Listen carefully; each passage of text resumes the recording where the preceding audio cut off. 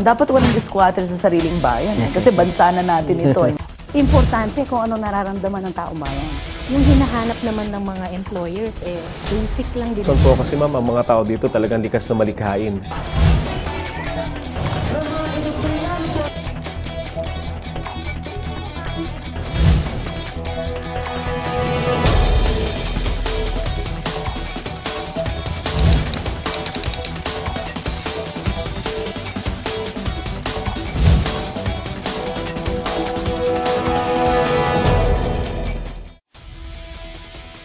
Mainit na pagbati mga karehiyon. Ako po si Sonia Soto at ito ang So to Speak. Mahigit isang taon nang nakakalipas ng ilunsad ng mga sektor sa Pampanga ang advokasiyang paluwagin ng Metro Manila. Patuloy na umaani ng suporta ang pagkilos na tinaguriang Decongest Metro Manila for Country's Sake sa pangunguna ng Pampanga Chamber of Commerce and Industry Incorporated o PAMCHAM, isang organisasyon ng mga negosyante ng lalawigan. Maghahanda umanong advokasya at programang ito para maiwasan ang pagkabalam ng serbisyo sa mga mamamayan sakaling tamaan ng matinding kalamidad ang Kamaynilaan na sentrong pang-ekonomiya at pamamahala sa ating bansa. Napapanahon na nga ba ang panawagan? Gaano nga ba kahalaga na maisulong ito sa mga kalapit rehiyon ng Metro Manila tulad ng Central Luzon? Yan ang isyong ating bibigyang linaw dito sa So to Speak.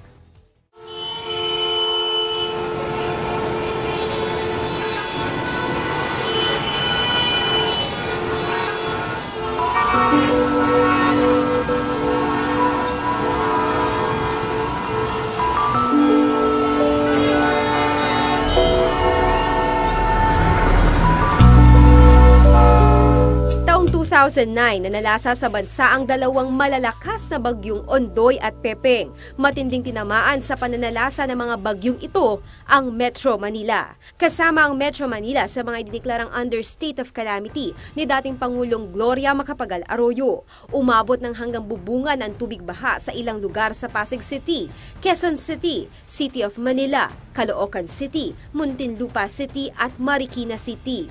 241 ang naitalang nasawi sa Metro Manila bunsod ng dalawang bagyo. Mahigit sa 65,521 kabahayan ang nasira. Nasa mahigit 300 paaralan ang nawasak sa National Capital Region. Umabot sa halos mahigit sa 1 bilyong piso ang halaga ng pinsalang natamo ng Metro Manila sa dalawang bagyo. Nabala mga operasyon ng mga negosyo, maging ang supply ng kuryente at tubig nagkaroon ng kakulangan.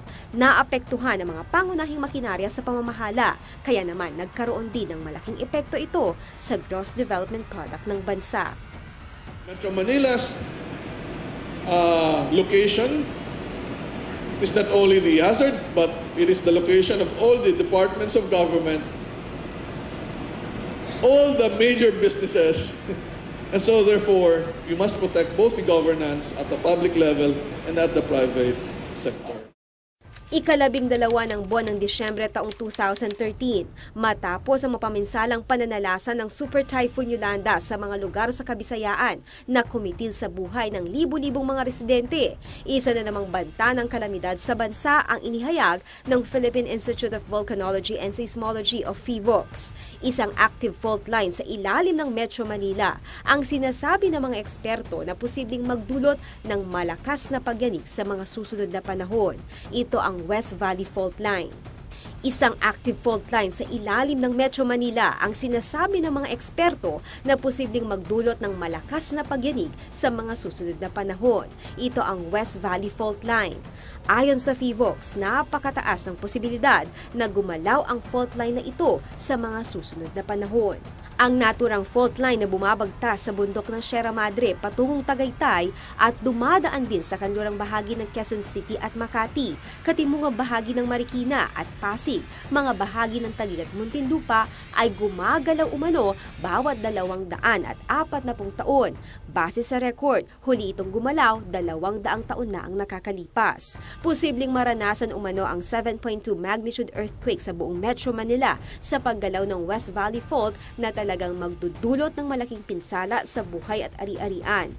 Sa pag-aaral na isinagawa ng Japan International Cooperation Agency o JICA na binansagang Metro Manila Earthquake Impact Reduction Study, sinasabing ang pagyanig na posibleng tumama sa Metro Manila ay maaaring makasira ng 40% ng mga nakatayong gusali at kumitil ng nasa 34,000 katao. Ayon kay PHIVOLCS Director Renato Solidum, dapat na maghanda ang pamahalaan sa inaasahang delubyong maaring dalhin ng malakas na paglindol. Kailangan daw na unang matiyak na ligtas sa anumang kalamidad ang sistema ng pamahalaan.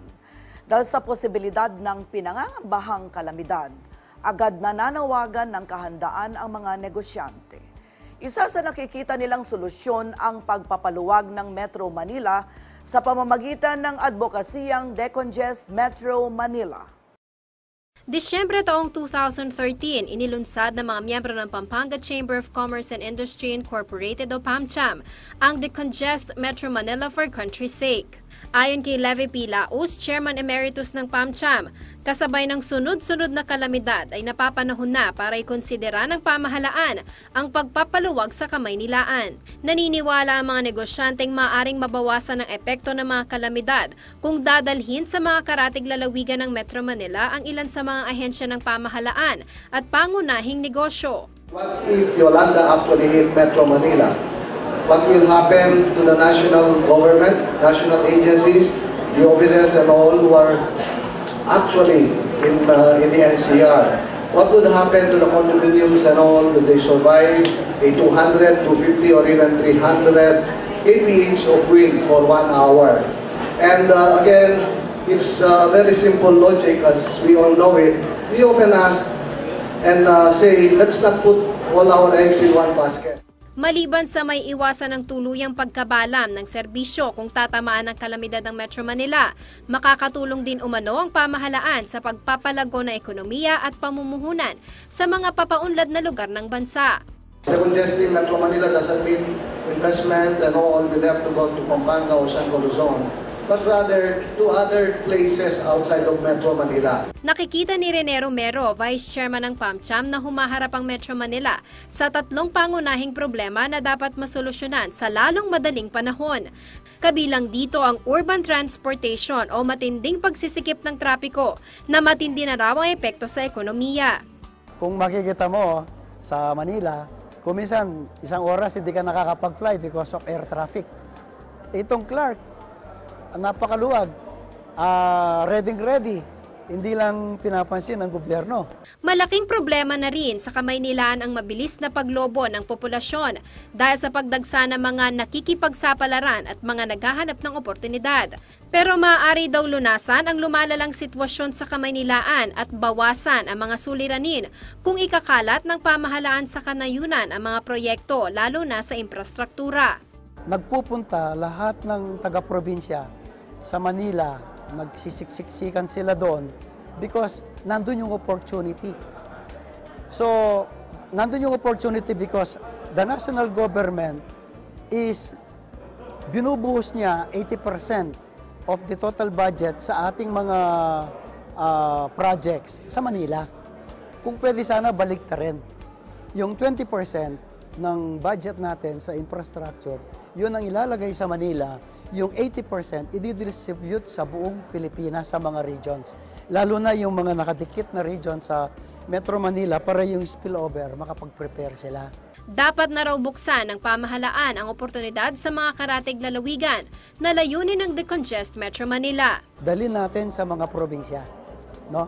Trabaho, transportation, no? Yung paggastos ng gobyerno sa pera natin, 80% nasa Manila. We're subsidizing, tayong nasa probinsya, we're subsidizing Metro Manila. Sa isinusulong na advokasya, ipinapanukala ng mga negosyante na tukuyin ang mga lugar sa bansa kung saan maaaring ilagay ang mga pangunahing ahensya ng pamahalaan. Yung mga government offices sa Manila, yung mga national agencies, nasa Manila lahat eh. Kung aviation-led ito, baka pwede dito yung DOTC, CAAP, tourism and the others. No? It's a matter of the government will pour in budget, pera dito para mas planchatuhin natin yung mga kailangan nating infrastructure, mga daan, mga bridges, mga government facilities, no? So that ang private sector pupunta dito, sasabay sila, mag-i-invest sila rito. Umaani na ng suportang sinimulang adhikain. Kabilang sa mga sumang-ayon sa panukalang pagpapaluwag sa Kamay-Nilaan, ang Worldwide Fund for Nature o WWF Philippines, isang makakalikasang samahan na nakatutok sa balanseng ekolohiya.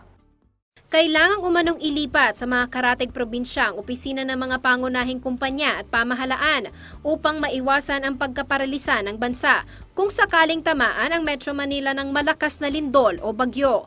Base sa pag-aaral ng WWF Philippines, mas dadami ang populasyon ng Region 3 at 4A sa NCR pagdating ng taong 2020 hanggang 2050. Ayon kay Lorenzo Tan, CEO at Vice Chairman ng WWF Philippines, darating ang panahon na hindi na kaya ng Metro Manila ang dagdag na populasyon dahil sa kakulangan sa mga pangunahing pangangailangan. Kailangan umanong tutukan ang mga pangunahing kalsada na binabaha na maaring makasama sa pagnenegosyo. Base sa datos, aabot ng 14 na milyon ang populasyon ng Region 3, habang nasa 12 milyon ang populasyon ng Metro Manila sa darating na 2050. Food of Metro Manila is not grown in Metro Manila. The water of Metro Manila comes from the Sierra Madre. The energy of Metro Manila comes from Saudi Arabia. Even the labor of Metro Manila comes from here and from Batangas. Metro Manila will die without Region 3 and Region 4A. Bukod sa pag-iwas na maparalisa ang bansa sa oras ng kalamidad, kailangan umano ito upang mapalago ang ekonomiya ng buong lugar sa bansa at hindi lang sa Metro Manila. Pero ayon kay Tan, kailangan umanong paghandaan ng Central Luzon ang dami ng populasyon sa taong 2020 hanggang 2050. This government talks about equity, talks about inclusive growth.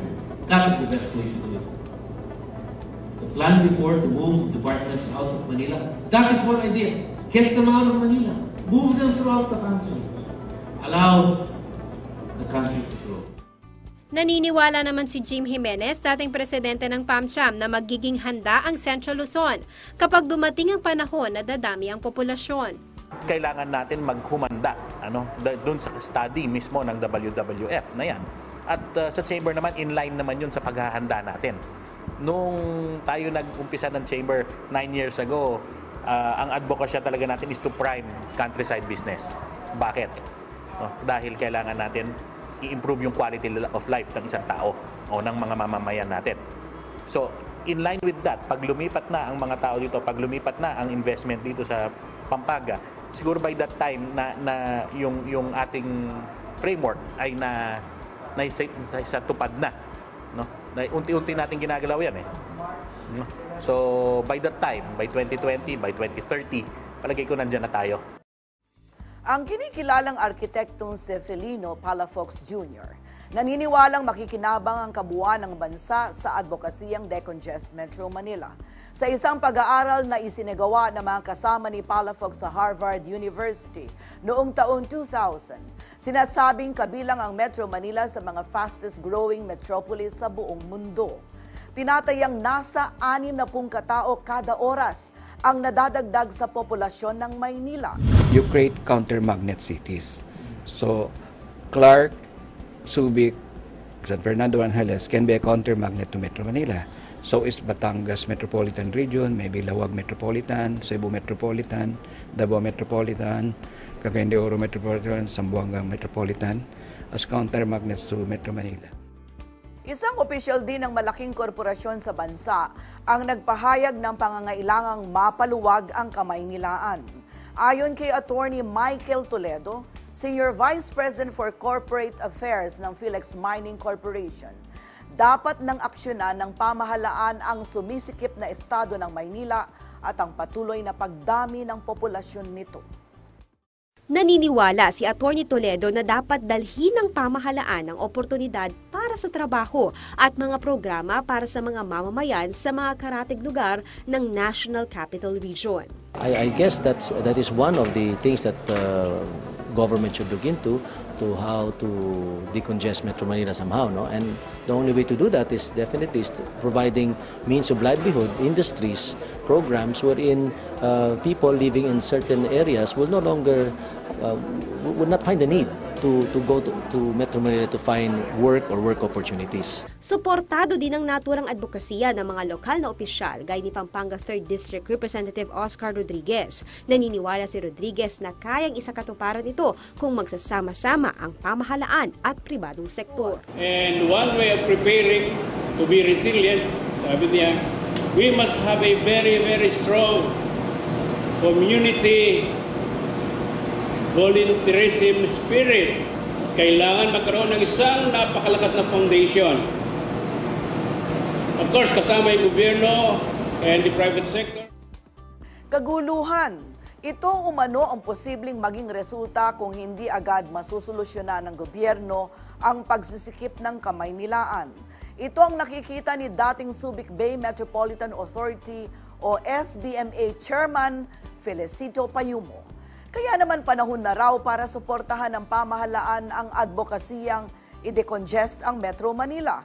Ngayon pa lamang daw kasi ay ramdam na ng publiko ang pagsisikip sa Kapitolyo ng bansa. Nakikita natin, gridlock. Gridlock. Tinan mo, isang araw umuwi ako 5 hours mula sa Bulacan, papuntang EDSA. Dahil nililipat daw yung mga empty containers from Manila to Subic. Ayon kay Payumo, dapat daw simulan ng pamahalaan ang pagbibigay pansin sa mga lugar sa labas ng Maynila.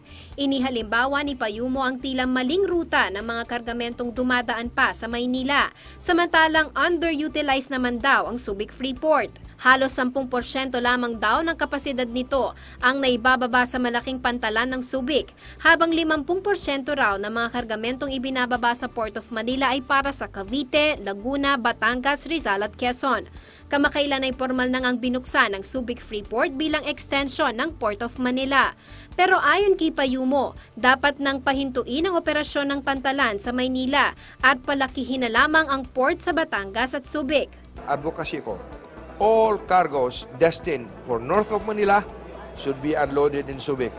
Those destined south of Manila should be unloaded in Batangas. Lahat ng mga bansa ngayon, ang kanilang mga ports are labas ng major cities. Whether Bangkok, meron ng Lemchabang. Dubai, isang Jebel ba yun? 100 kilometers from Dubai. Hindi sa city. Otherwise, we will be congesting the cities and everyone will be trooping to the cities and then mga informal settlers, mga squatters, problema. Samantalang maluwag pa tayo. Sinugundahan naman ito ni SBMA Chairman Robert Garcia. Talaga naman dapat sa pangunahing pagsasalita pa lang. Lahat ng container nakadestino sa Central at saka Northern Luzon, dapat dito na po. Dapat hindi na sila mag-traffic sa Manila. Samantala, pinaboran din ng ilang delegado ng Asia-Pacific Economic Cooperation o APEC ang advokasiyang paluwagin ang Metro Manila. Kabilang sa mga pumabor si Doris Magsaysay-Ho, President at CEO ng Magsaysay Maritime Corporation at Chairperson ng APEC Business Advisory Council o ABAC. Ayon kay Magsaysay-Ho, kailangang magkaroon ng kaunlaran sa bansa at magagawa lamang ito kung mapagtutuunan din ng pansin ng pamahalaan ang iba pang lugar maliban sa Maynila. Absolutely. Because we need to grow wealth around the country. Manila is not the only place in this whole country. We need to grow wealth in different production hubs. Not just Pampanga, but okay, there's a whole corridor here. You have your Pampanga, Tarlac, all the way to Subic, Clark, right? This is a corridor. Why is it great? You have an airport, you have a port. Iminungkahi naman ni Jane Drake Brockman, isang trade economist at senior advisor ng International Trade Center o ITC, na kailangang pumasok na ng mga mamamayan sa mga online jobs. Isa raw itong paraan para mabawasan ang dami ng taong pumupunta sa Kamaynilaan upang magtrabaho. On the one hand, people argue that you need to cluster together to get innovation and collaboration. On the other hand, we're learning more and more that cities should be smarter. People are now able to work more from home, particularly in these services sectors, and we're seeing, in a sense, that you can go directly from a rural environment, a rural village environment, to producing services and remotely sending your work via the internet. Naniniwala din si Brockman na lalo pang lalakas ang ekonomiya ng bansa kung mabibigyan ng oportunidad na lumago ang ibang mga lugar sa bansa. My view is it's a good thing. Decongestion is a good thing. Cities need to be cleverer, and we need to be much more inclusive about getting our rural population, our regional population engaged in where the big growth is going to come from. Payo naman ni Ho sa mga punong lalawigan sa Central Luzon na magtulong-tulong para maipakilala ang potensyal ng Clark at Subic sa buong mundo. But I say, all of you, Clark, Subic, Tarlac, and Pampanga, the governor should get together with DTI and you promote it together. Promote it because you cannot, this whole area has so much potential. Inirekomenda na ng Philippine Chamber of Commerce and Industry o PCCI kay Pangulong Benigno Aquino III ang isinusulong na advokasya ng mga negosyante ng Pampanga. Sa ginanap na 2 araw na komperensya ng PCCI, nakabuo ang mga komite ng PCCI ng 7 resolusyon. Kabilang na ang pagpapaluwag sa nagsisikip na kamay nilaan. Formal na iniabot ng PCCI sa Pangulong kanilang mga rekomendasyon. Ayon kay Attorney Gregorio Batiler, Corporate Secretary ng PCCI, mapapalakas ng decongestion ang paglagong pang-ekonomiya ng mga rehiyon at probinsya sa bansa. A resolution urging the national government to decongest Metro Manila, develop the countryside, and strengthen provincial and regional economic growth areas to complement, supplement, fortify, and sustain Metro Manila's economic growth and development. To maximize the utilization of the Subic and Batangas ports by shifting container traffic and focusing all future port developments thereof. Ikinatuwa naman ito ni Jim Jimenez, dating presidente ng PAMCHAM, na naipaabot na sa Pangulo ang mga advokasiyang makakatulong umano, hindi lamang sa Central Luzon kundi sa buong bansa. To decongest Metro Manila, matagal na natin advocacy sa chamber yan. At unti-unti nakikita natin, nare-realize nga ng mga mismong national government na si President Noynoy ay ina-address niya ang decongestion ng Metro Manila. Naniniwala din ang ilang mga opisyal ng mga organisasyon na susi din daw sa decongestion ng Metro Manila ang pagpapaunlad ng mga pangunahing pasilidad sa mga rehiyon gaya ng Central Luzon, gaya na lamang ng Clark International Airport o SIA. Dapat daw na maging malinaw umano ang pamahalaan sa mga balak nito upang malaman din ng mga negosyante at mga mamamayan ang mga hakbang na maaring gawin para dito. Decision kung ano ba, i-develop ba natin ang Clark, ang isang international airport, kasabay na rin ang pag-develop ng NAIA, o will we adopt a 2-airport system, or do we just stick with 1 airport? I mean, there are pros and cons, there are advantages and disadvantages. Ang importante lang siguro, makapag-decide. Para pag nag-decide ka na, ito gagawin natin. We will maintain NAIA, pero magtatayo din tayo ng Clark as an alternative. Di at least alam na ng mga negosyante, alam na ng mga investors, alam na ng lahat. At makikita natin na doon na patungo ang direksyon ng gusto natin. Kasama rin sa mga resolusyon ng PCCI ang pagpapaunlad sa Clark International Airport Corporation o SIAC na isinusulong din ng mga negosyante sa Pampanga. A resolution urging the prioritization of the full development of Clark International Airport parallel with the Ninoy Aquino International Airport before other airports. Ayon kay Felicito Payumo, kinakailangan lamang daw ng direktiba mula sa pamahalaan upang masimula ng pagpapaluwag sa Kamaynilaan. Kung hindi administrative order from the Office of the President, a directive from the PPA or I don't know. But some government intervention is necessary. Naniniwala din si Rene Romero na mahalaga na mapaghandaan ng pamahalaan at mga mamamayan ang planong pagpapaluwag sa Kamaynilaan. Kailangan i-prepare din yung mga regions, no? Kasi biglang-bigla ililipat dito yung mga activities sa Manila. Hindi naman tayo preparado sa mga infrastructures, hindi tayo preparado sa ibang aspeto ng lugar natin. siyempre magkakaproblema lang tayo.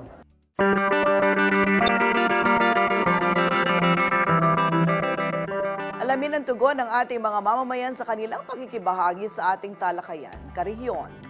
Pabor ka ba sa isinusulong na pagpapaluwag ng Metro Manila o decongest Metro Manila? Yan ang katanungan. Siyempre po bilang tricycle driver, hindi po kasi sisikip po yung mga lansangan natin dito sa San Fernando. Kami din po ang maapektuhan, kaming mga nasa transport group. Pero siyempre 10 years from now, hindi tayo nakakasiguro na hindi gawin yon, na talagang sisikip at sisikip dito, at yung mga nagta-tricycle baka i-van na po sa highway. Oo, siyempre, lalo na dito. Maraming maging kikita ng yung, lalo na yung mahirap. Hindi ako pabor. Kasi masikip na yung San Fernando. Alamin naman natin ang opinyon ng ating mga Karehiyon sa kanilang pakikibahagi sa ating talakayan sa pamamagitan ng Facebook.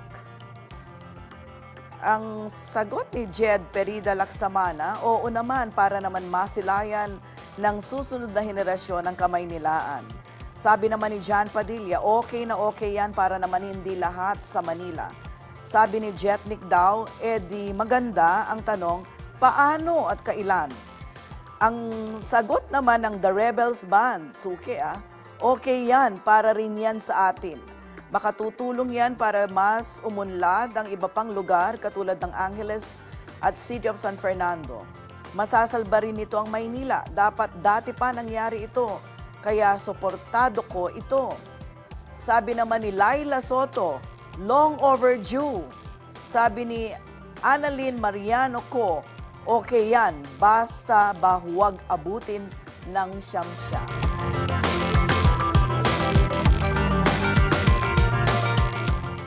Susunod. Binuo po yung plano ng Mega Manila para po ma-integrate yung development ng Metro Manila with the immediate neighboring regions ng Central Zone at saka ng Calabarzon. Sabi nga nila dati is kailangan pong ma-reduce yung primacy ng Metro Manila para naman yung mga nakapalibot na rehiyon is mag-develop at mag-benefit dun sa economic development na narating na ng Metro Manila. Nakahanap man ng suporta ang advokasya, pero paano naman kaya ang proseso ng decongestion? Manatiling nakatutok at magbabalik ang So to Speak.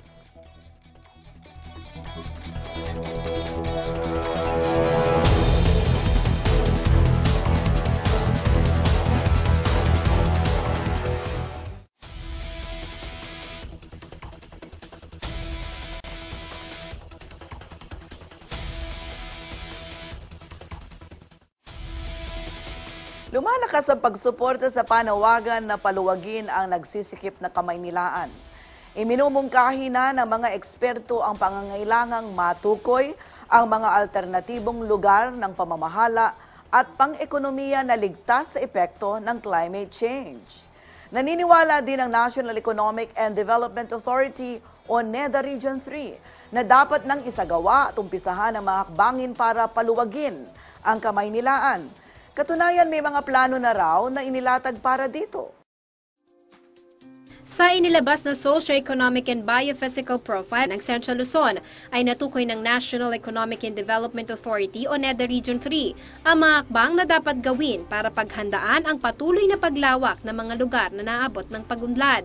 Ayon sa Chief Economic Development Specialist ng NEDA, hindi lamang nakatuon ang mga inilatag na proyekto sa Kamaynilaan kundi sa mga karatig rehiyon, kabilang na ang Gitnang Luzon. 3 raw ang binabalangkas na plano at ipapatupad ng mga hakbangin ng NEDA Region 3. Kasalukuyan na may sinasagawa ang pangalawang hakbang kung saan ay binubuo na ang Luzon Spatial Framework. Kabilang sa pagbuo nito ang mga kinatawan sa Regional Development Council ng bawat rehiyon sa Luzon, kabilang ang Region 1, Region 2, Cordillera Administrative Region o CAR, Region 3, Metro Manila, Region 4A, Region 4B at Bicol Region. At ang sentrong layunin ng proyekto ay paluwagin ang nagsisikip na Kamaynilaan at ibahagi ang oportunidad sa mga rehiyon sa bansa. To decongest Metro Manila and spur development into the regions.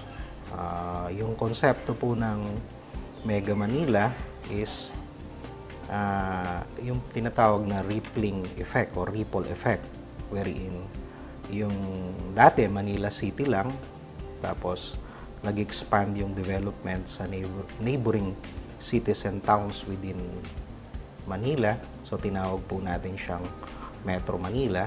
Ngayon yung Metro Manila, isa na po siyang malaking urban agglomeration or conurbation at nag-expand na po siya patungo sa Central Luzon at Calabarzon.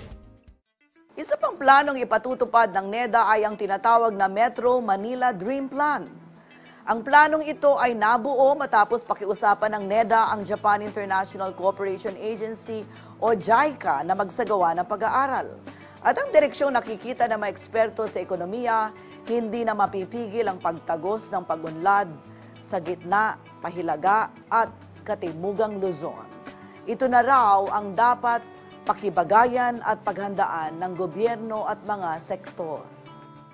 Binuo po yung plano ng Mega Manila para po ma-integrate yung development ng Metro Manila with the immediate neighboring regions ng Central Luzon at saka ng Calabarzon. Sabi nga nila dati is kailangan pong ma-reduce yung primacy ng Metro Manila para naman yung mga nakapalibot na rehiyon is mag-develop at mag-benefit dun sa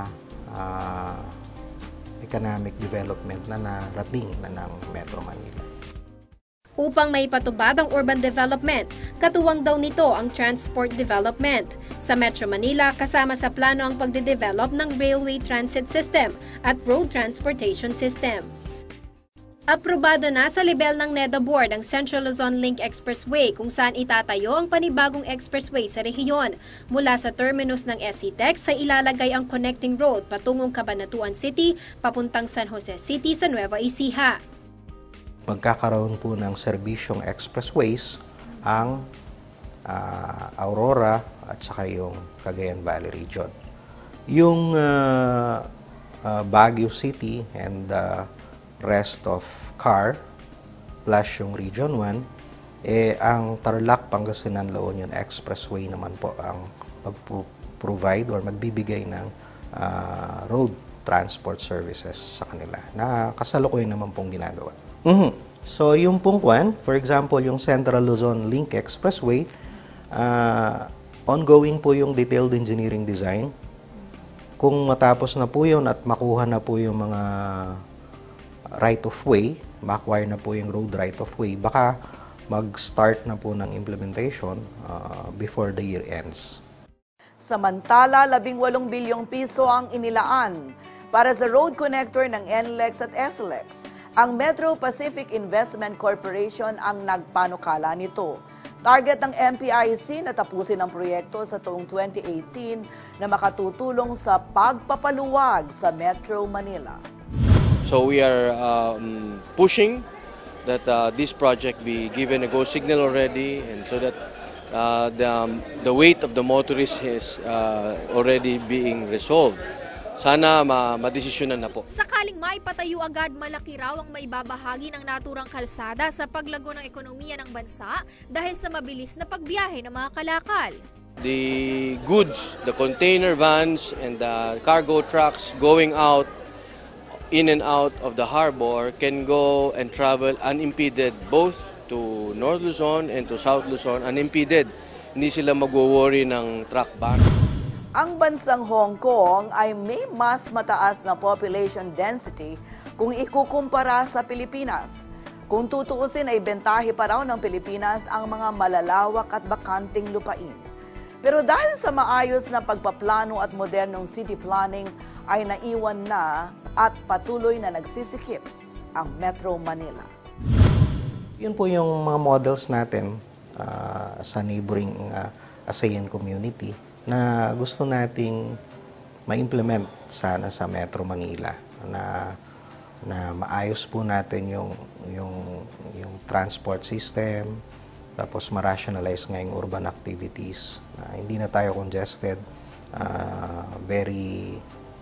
yung pollution addressed, livable yung city, predictable travel time. Samantala, ipinaliwanag din ni Agustin ang prosesong kailangan upang magpatupad ng decongestion. Una, magbalangkas ng master plan. Pangalawa, kailangang aprobahan ito ng pamahalaan at ibaba ito sa mga stakeholder. At ang pinakahuli ay ang implementasyon ng master plan. Bagamat medyo nagtatagal, ay nakakasunod naman raw ang NEDA sa prosesong ito. Gawa na po yun. Meron po tayong dream plan. Tapos sa regions naman, meron po tayong updated regional development plans, lahat po ng regions sa buong Pilipinas. Then, meron na po tayo ngayon ng basihan para implement yung mga interventions. Para maipatupad ang anumang proyekto, kailangan ng malaking pondo mula sa gobyerno o di kaya naman ay suporta mula sa mga bansang development assistance donor na ginagawa ngayon ng gobyerno. Hindi rin lingid sa madla na pagdating sa pag-aproba ng budget para sa mga malalaking proyekto, ay mas malaki pa rin ang pondong napupunta sa mga proyekto sa Maynila. Pero sang-ayon ang NEDA na dapat na itong baligtarin kung susundin ang mga plano. Very short term, dahan-dahan natin ina-address yung inequalities or binabalanse yung pag-i-implement ng projects na kasalukuyang halos dominated ng Mega Manila regions at kailangang maparating sa Visayas, Mindanao, as well as yung Northern Luzon regions. Maging si Senador Alan Peter Cayetano naniniwalang mas malaking bahagi ng taunang pondo para sa mga infrastruktura ang dapat ibigay sa mga karatig lalawigan at mga rehiyon bilang solusyon sa problema ng nagsisikip na Kamaynilaan. Sino ba naman may ayaw ng more infrastructure programs? But the infrastructure program should be to promote people to move outside Metro Manila. Everyone loves good ideas at maraming ideas, it's just how to present it. I'm here to encourage them, to share it with more policy makers, with more politicians who are in the position to push this forward.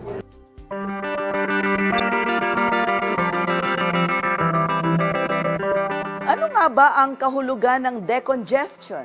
Sa paanong paraan masasabing nararanasan ito ng isang lugar? Sa ating pagtalakay sa iba't ibang issue, ipaliwanag natin ang mga impormasyong ito na makakatulong sa ating mga karehiyon.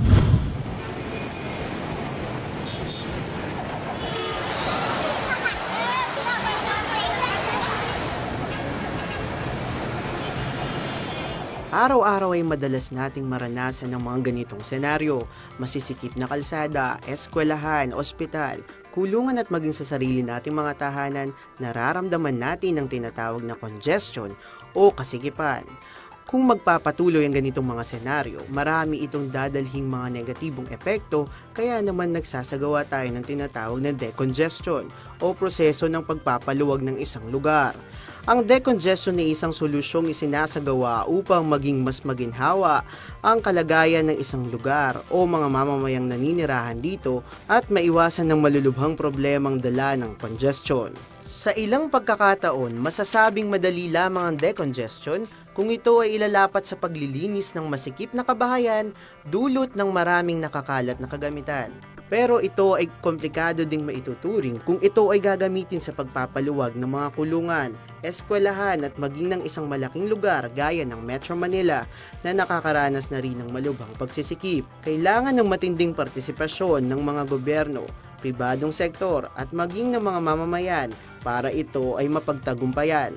Base sa record, sa kasalukuyan ng ating bansa ay nagsasagawa ng decongestion sa mga port nito. Inaayos din nito ang nagsisikip na trapiko at ngayon nga ay pinananawagan ang decongestion ng mga infrastruktura at mga ahensya ng pamahalaan sa Metro Manila.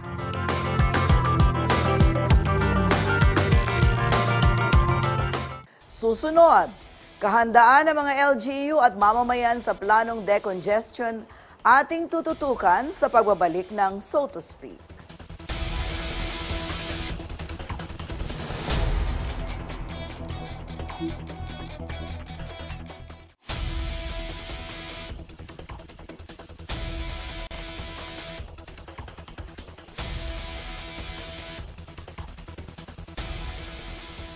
Isang economic development specialist ang nagpapatunay na nasa gitnang Luzon ang mga salik na makakahikayat sa mga mamumuhunan tulad ng mga infrastruktura. Kabilang dito ang mga malalapad na kalsada o expressways, paliparan sa Clark, Pampanga at Subic at world-class seaport sa Zambales at Bataan. Kung ang mga eksperto at opisyal ng NEDA ang tatanungin, walang gatol nilang sinasabi na handa ng Central Luzon na saluhin ang mga mamumuhunan sa pagpapatupad ng decongestion ng Metro Manila. Pero kailangan raw sabayan ito ng matalinong pagpaplano at kahandaan ng mga lokal na pamahalaan, pribadong sektor at mamamayan. Malaki po yung potentials ng Central Luzon para mag-develop at para mag-contribute sa economic at saka growth and development ng buong Pilipinas. Unang-una po, we have the resources, we have the manpower, we have the basic infrastructure facilities or advanced infrastructure facilities. So pagka pinagsama-sama po natin yan, lalago ang ekonomiya at magdi-develop or unlad yung rehiyon ng Central Luzon. Mula noong 2010, ikatlo sa may pinakamalaking kontribusyon sa ekonomiya ng Pilipinas ang rehiyon na hindi bababa sa 7%. Ang North Luzon Urban Beltway o NLUB ang sinasabing susunod na investment destination sa bansa kung saan ang Central Luzon ang natukoy ng economic corridor. Bilang paghahanda sa napipintong decongestion ng Metro Manila, kailangan di umano ang pagpapalawak at pagpapaunlad sa mga access at interconnectivity sa pagitan ng rehiyon at Kamaynilaan.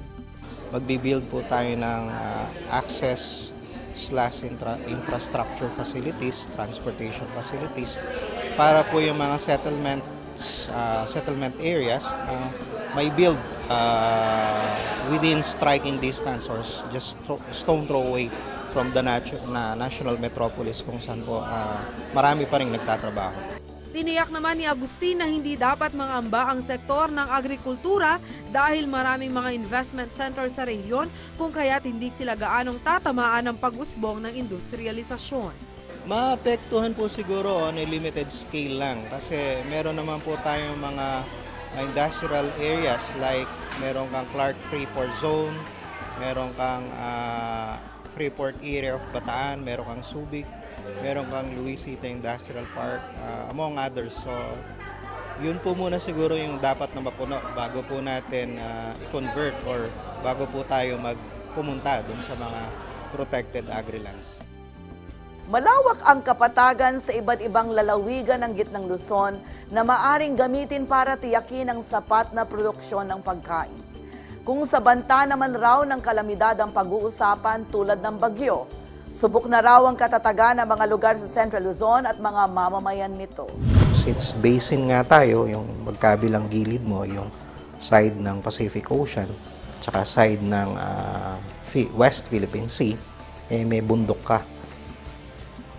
So pag dumating yung bagyo, binabangga muna sa Sierra Madre or sa Zambales Mountain Ridge. Pagdating sa Central Luzon, sa gitna, mahina na. Ang gobernador ng lalawigan ng Bataan na si Governor Albert Garcia naniniwalang panahon na upang ipamahagi ang oportunidad ng pag-unlad sa labas ng Maynila. Kailangan raw bigyan ng pagkakataon ng mga naninirahan sa mga rural areas o mga bayan-bayan na magkaroon ng oportunidad sa trabaho na malapit sa kanilang pamilya. Because if we develop the countryside, yung mga kababayan natin, at ngayon kung mapapansin nyo po dito sa Bataan, maraming oportunidad, so hindi po kapit patalim na kailangan nila pumunta ng Metro Manila or magtrabaho abroad as OFW dahil may option na sila. They can work here and have a good future here in Bataan together with their families. When there's growth and development, maraming jobs and opportunities para sa mga tao. At this will help them stand on their own and have better lives and better future. Maging ang siyudad San Fernando, nagpahayag ng kahandaan para sa isinusulong na advokasya ng PAMCHAM. Naghahanda na raw ang City of San Fernando kung sakaling may sakatuparan nga ang panawagang pagpapaluwag sa Metro Manila. Sa katunayan, mayroon na nga raw silang comprehensive land use plan upang matukoy ang mga lugar na maaring pagtayuan ng mga infrastruktura ng mga posibleng mamumuhunan sa syudad. Pero hindi lang daw ito ang dapat na paghandaan. Kakibat daw kasi ng decongestion ang posibilidad na pagdami ng populasyon. At kung mayroong oportunidad sa pagnenegosyo, ibig sabihin oportunidad din daw ito ng trabaho para sa mga Fernandinos. Sa kasalukuyan kasi, inahanda natin may is to a comprehensive development plan na biglang-bigla lalaki ang ating city in terms of investment, population. So dapat lumalaki rin yung mga dapat serbisyo, wastong pamamlano into short range, medium range, and long range plan. So dapat ianda lahat. In terms of infrastructure, in terms of peace and order, human capital investment, proper planning. We want to put things in order. Ang siyudad ng San Fernando ipinasa ang Resolution Number 2015-028 bilang pagsuporta sa advokasya. Ayon kay Councilor Harvey Kiwa na siyang nag-sponsor sa resolusyon, sa pamamagitan daw ng decongestion ay magiging pantay-pantay ang oportunidad sa pagnenegosyo sa iba't ibang rehiyon ng bansa. Nitong February 11, ang sangguniang panglungsod ng San Fernando ay nagpasa ng resolusyon sa pangunguna ni Councilor Harvey Kiwa upang suportahan ang advokasya. Papanahon na tingnan natin yung mga karatig bayan, karatig lalawigan para mabigyan ng opportunity. Dahil sa nakikita natin na ang Metro Manila ay patuloy na papasikip. Batid din ni Kiwa ang paghahandang dapat gawin ng mga LGU. Kaya sa siyudad San Fernando ay patuloy pa rin daw ang kanilang ginagawang preparasyon. Yung pagpiprepara kasi tuloy-tuloy na proseso yan. Dahil ang lalo na kapag ang mga opportunities patuloy na dumadagsa, hindi lamang sa San Fernando, pati sa Central Luzon at sa North Luzon. Kailangan ihanda natin ang infrastructure ng human resources. Nabanggit din ng dalawang opisyal ang pagtutok ng kani-kanilang lokal na pamahalaan sa peace and order situation, pagiging business-friendly ng LGU at kahandaan sa human resources o pangangailangan ng mga tao sakaling dumagsa ang mga negosyo sa rehiyon. Kung papansinin natin, maraming mga taga-North at Central Luzon na nagtatrabaho sa Maynila at nakikipagsiksikan dahil nandun ang opportunity. Bakit hindi natin gawin na ang opportunity dalhin natin dito sa Central at North Luzon? Ang sangguniang panlalawigan ng Pampanga, suportado ang naising pagpapaluwag sa Metro Manila. Mungkahi ni 3rd District Board Member Rosley Henson sa pamahalaan, hindi lamang daw ang Metro Manila ang dapat na pagtuunan ng pansin ng pamahalaan. Bilang patunay naman ng kanilang pakikiisa sa advokasya ng PAMCHAM, isang resolusyon ang ipinasa ng SP. Tiniyak din niya na handa ang lalawigan ng Pampanga sa magiging epekto ng decongestion sa lalawigan. Nananawagan tayo sa national government, sa national leadership na gumawa ng mga konkretong programa upang ma-decongest ang Metro Manila. Meron tayong mga modern equipment, dinadagdagan natin yung mga medical personnel natin, i-improve natin ang mga facilities natin. And then of course, continuous ang infrastructure program natin. Ang Angeles City, ngayon pa lamang ay naghahanda na raw sa mga posibilidad ng pagbabago, bunga ng sinusulong na pagpapaluwag sa Maynila. Sakop kasi ng naturang syudad ang Clark Freeport Zone, na isang malaking potensyal na lugar para sa mga mamumuhunan. Lalo pat naririto rin ang Clark International Airport o CIA. Maging ang pagdagsa ng tao sa syudad dahil sa oportunidad ay kailangan din daw paghandaan. Ang Angeles City, bagamat wala pang ganitong klaseng resolusyon, ay nakikita rin ang kabutihang dulot ng pagpapaluwag sa nagsisikip na Maynila. Pero ayon kay Vice Mayor Vicky Vega Kabigting ng Angeles City, nararapat paghandaan ng mga lokal na pamahalaan ang ganitong suhestyon.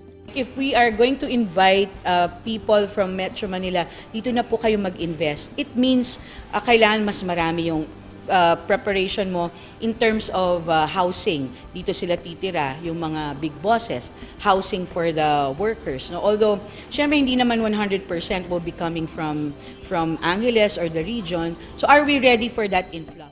Samantala, kakulangan ng urban planning sa Pilipinas ang nakikitang problema ng chairperson ng APEC Senior Officials Meeting at DFA Undersecretary Laura Del Rosario. Kailangan daw magtulungan ang lokal na pamahalaan at ang pribadong sektor upang masolusyonan ang problemang ito. Isa sa mga nakikitang hadlang sa pagpapanatili at pagpapaunlad ng ekonomiya sa mga miyembrong bansa ng APEC ay ang kakulangan sa urbanisasyon. Gaya na lamang sa Pilipinas, tila hindi raw kayang sustenihin ng mga kasalukuyang infrastruktura at sistema ng transportasyon sa Metro Manila ang patuloy na pagdami ng populasyon dito. Kaya't bumuo ng inisyatibo ang APEC upang tugunan ang mga naturang pangangailangan ng mga lungsod. Tinalakay ito sa katatapos na APEC Senior Officials Meeting sa Clark, Pampanga. Pero ang Pampanga Chamber of Commerce and Industry Incorporated o PAMCHAM matagal nang isinusulong ang pagpapaluwag sa Metro Manila sa pamamagitan ng pagdevelop sa mga lugar sa labas ng Kamaynilaan.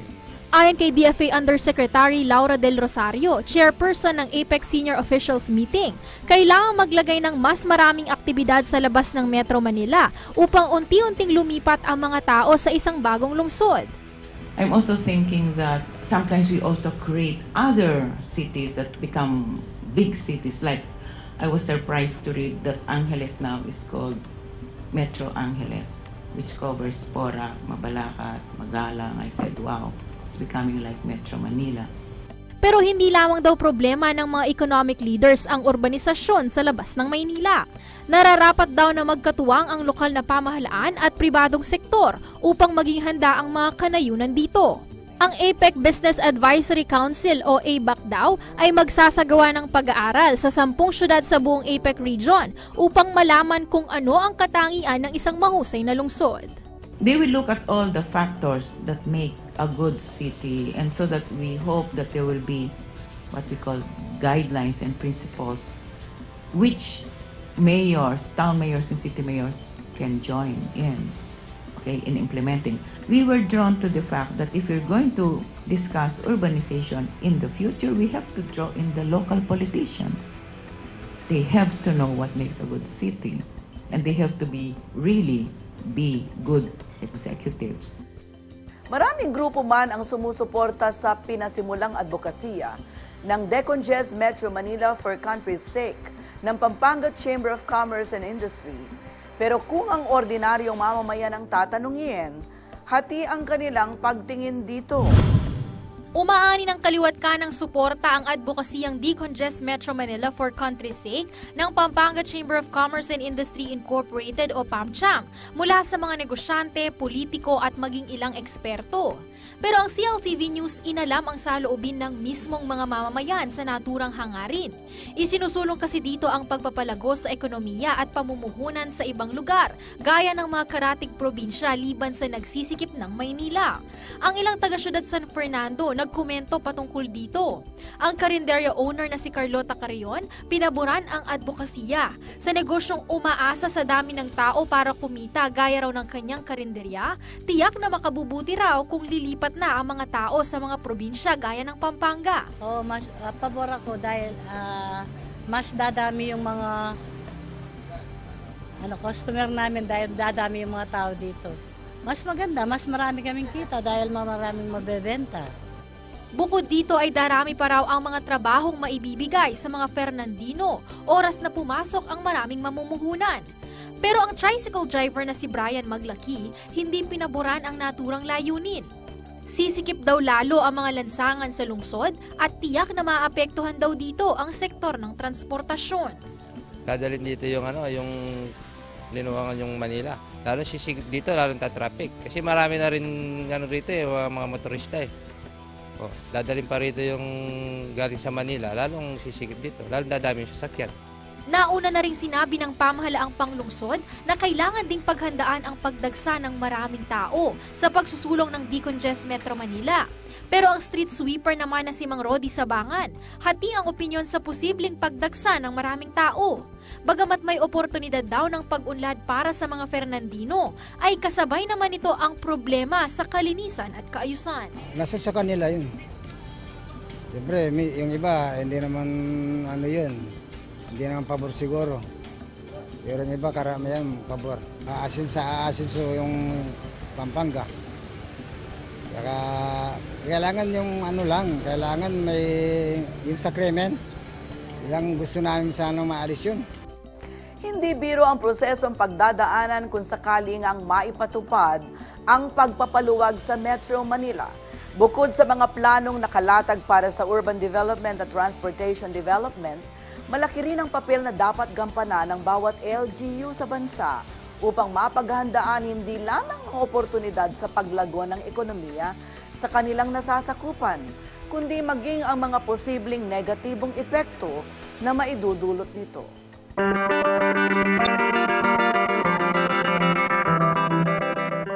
Alamin naman natin ang opinyon ng ating mga kareyon sa kanilang pakikibahagi sa ating talakayan sa pamamagitan ng Facebook.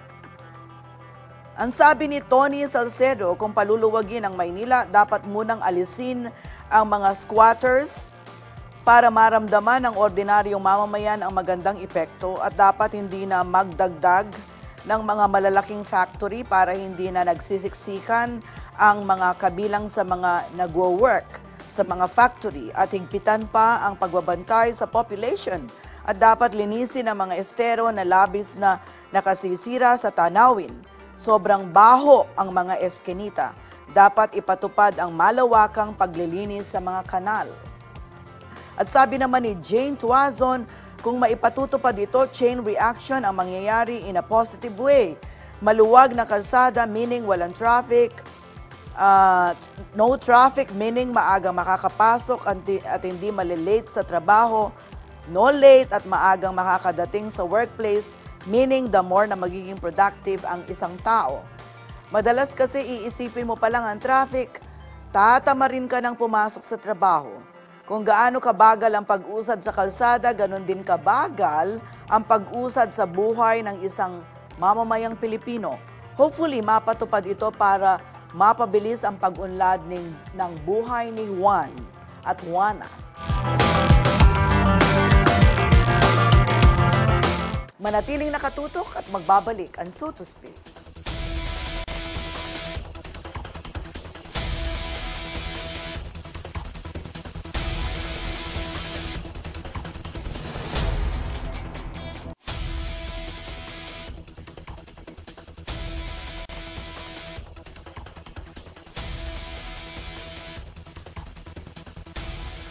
Paghahanda para maiwasang maparalisa ang takbo ng ekonomiya at pamamahala sakaling manalasa ang malakas na kalamidad.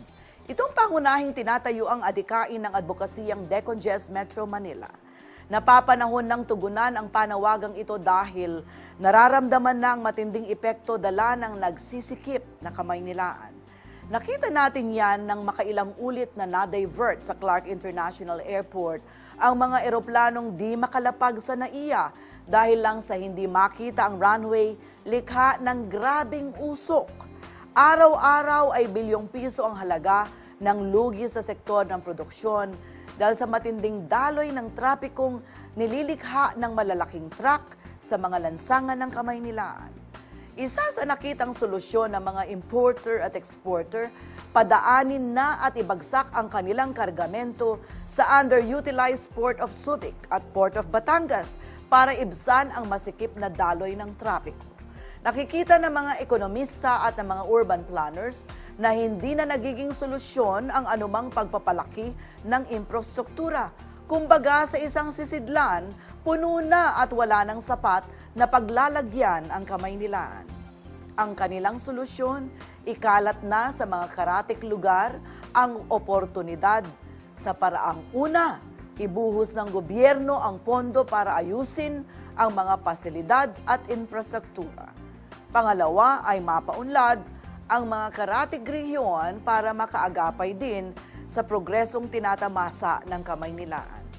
At ikatlo naman ay masuportahan ang pangangailangan sa trabaho ng mga nasa kanayunan para hindi na kailanganing dumayo pa at makipagsapalaran sa ibang lugar.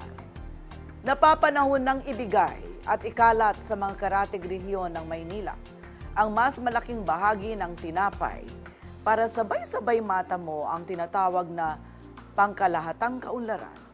Naniniwala ang mga nagsusulong at ang mga taga-suporta ng Decongest Metro Manila na kung maisasakatuparan ang layunin ay mas maraming mga mamamayan ang makikinabang. Pero siyempre, kasabay ng pag-unlad ay ang mga kakambal nitong problema na dapat paghandaan ng mga kinauukulan.